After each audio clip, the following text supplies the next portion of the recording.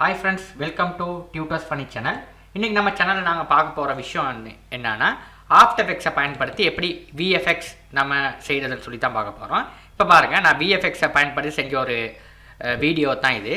பாருங்க ஏரோப்ளேன் போற மாதிரி ஒரு வீடியோ. இந்த மாதிரி வீடியோஸ் வந்து நீங்க VFX பயன்படுத்தி செய்யலாம். இதை எப்படி செய்யறதுன்னு சொல்லி நான் இன்னைக்கான வீடியோல பார்ப்போம்.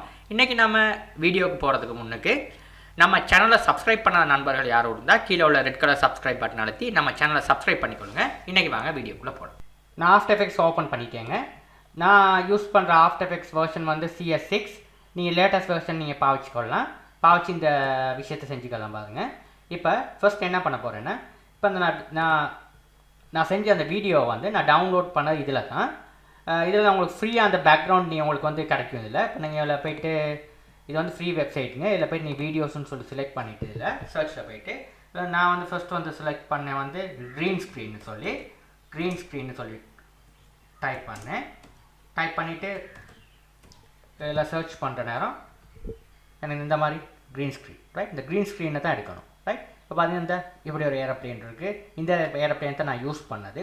க்ரீன் ஸ்க்ரீனை செலக்ட் பண்ணி இந்த மாதிரி இதில் வந்து உங்களுக்கு தேவையான டிசைன் இதை வந்து நீங்கள் எடுத்துக்கலாம். நிறையா இருக்குது. இதில் உங்களுக்கு தேவையான இதை வந்து நீங்கள் எடுத்துக்கலாம் உங்களோட எக்ஸாம்பிள் செஞ்சு பார்க்குறதுக்கு வந்து.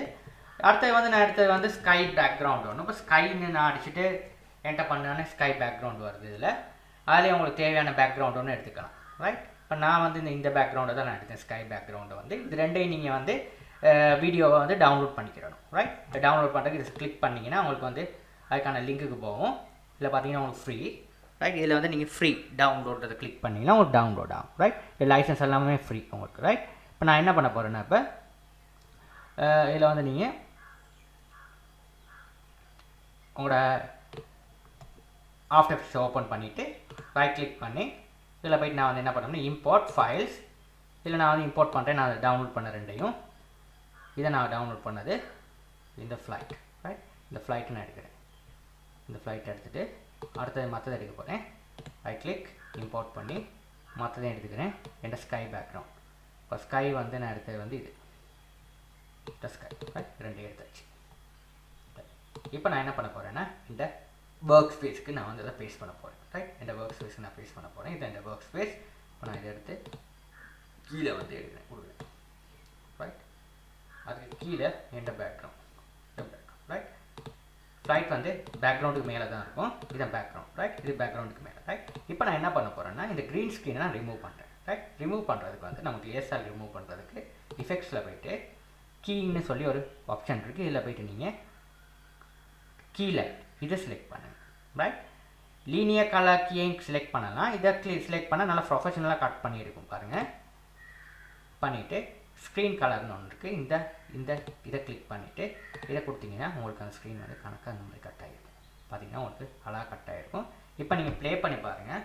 ஸ்பேஸ் பார் அடிச்சிங்கன்னா உங்களுக்கு உங்களோட இது வந்து ப்ளே ஆகும். ப்ளே பண்ண நேரம் பாருங்கள் உங்களுக்கு எப்படி ஒரு ப்ளே ஆகும். சரியா? ஒரு ஃப்ளைட் ஒன்று உங்களுக்கு உங்களோட வேணுங்கிற பேக்ரவுண்டுக்கு இந்த ஃப்ளைட்டை வந்து நீங்கள் செட் பண்ணிக்கலாம். உங்களுக்கு ரன் ஆகி காட்டும் உங்களுக்கு, ரைட்? இப்போ நான் ஏன்னா என்னோட மெஷின் கான்ஃபிகரேஷன் பத்தாதனால உங்களுக்கு ஸ்லோவாக காட்டுது. கான்ஃபிகரேஷன் நல்லா இருந்துச்சுன்னா உங்களுக்கு நல்ல பர்ஃபார்மன்ஸில் காட்டும், ரைட்? நீங்கள் ஆஃப்டர் எஃபெக்ட்ஸ் நீங்கள் ரன் பண்ணுறேன்னா எப்படியும் ஒரு 60 GB சரி ரேம்மை நீங்கள் உங்களோட மெஷின்ஸில் வந்து ரேம் கெப்பாசிட்டி இருக்கணுங்க. அப்படின்னா தான் ஆஃப்டர் எஃபெக்ட்ஸ் வந்து ஒரு பிரச்சனை இல்லாமல் உங்களுக்கு மெஷினில் வந்து ரன் பண்ணக்கூடியதாக இருக்கும். இப்போ எந்த மெஷின்ஸ்லாம் ரொம்ப ரேம் குறவுனால இந்த மாதிரி காட்டு பார்த்தீங்கன்னா உங்களுக்கு காட்டு. இந்த மாதிரி உங்களுக்கு சின்ன ஒரு விஷயம் வந்து உங்களுக்கு காட்டுது, ரைட்? இந்த வீடியோவை நான் உங்களுக்கு வந்து எப்படியான ஃபுல் ஸ்க்ரீனில் எப்படி காட்டப்பட்டிருக்குன்றதை வந்து நான் உங்களுக்கு முதல்ல நான் காட்டினேன். இந்த மாதிரி விஷயம் வந்து ரொம்ப ஈஸியாக செஞ்சுக்கலாம். க்ரீன் கலர் எஃபெக்ட் வந்து இந்த வீடியோ உங்களுக்கு பிடிச்சிருக்குன்னு நம்புகிறேன். பிடிச்சிருந்தா உங்கள் ஃப்ரெண்ட்ஸுக்கும் ஷேர் பண்ணுங்கள். அண்ட் தேங்க்யூ ஃபார் வாட்சிங்.